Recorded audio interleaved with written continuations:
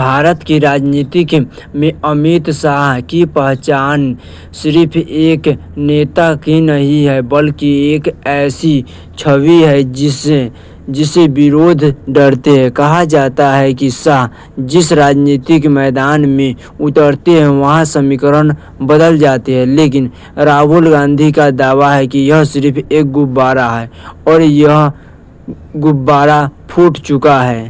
डर की छवि कैसी बनी? यह सवाल है कि आखिर अमित शाह के नाम के साथ डर की छवि कैसी बनी। इसके पीछे चुनावी राजनीतिक संगठन का पकड़ और सत्ता में मजबूत स्थिति जैसी कई कारण बताए जाते हैं। लंबे समय तक यह संदेश जा रहा है कि बीजेपी चुनावी मशीनरी बेहद मजबूत है और अमित शाह उसके महत्वपूर्ण राजनीतिकारों में से एक है। यही छवि धीरे धीरे राजनीतिक ताकत के रूप में डर की छवि बदल गई। राहुल गांधी का दावा है, लेकिन राहुल गांधी इसी छवि की चुनौती देते हैं। उनका तर्क है कि राजनीतिक में किसी नेता को जरूरी से ज़्यादा शक्तिशाली दिखाने से उनकी वास्तविकता ताकत बढ़ नहीं जाती। यानी सवाल सिर्फ अमित शाह की ताकत का नहीं है,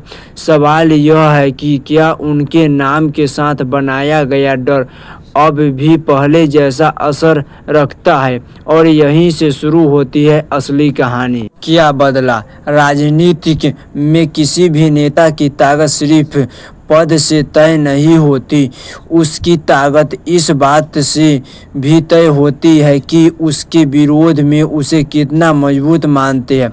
अगर विरोध डरना बंद कर दे, तो अगर विपक्ष खुलकर सवाल पूछने लगे और अगर जनता के बीच में पुरानी राजनीतिक नैतिकता की चुनौती मिलने लगे, तो उसे सबसे मजबूत दिखाने वाली छवि पर भी सवाल उठने लगते हैं। यही वह बदलाव है जिसकी ओर से राहुल गांधी का इशारा कर रहे हैं। गुब्बारे का मतलब क्या है?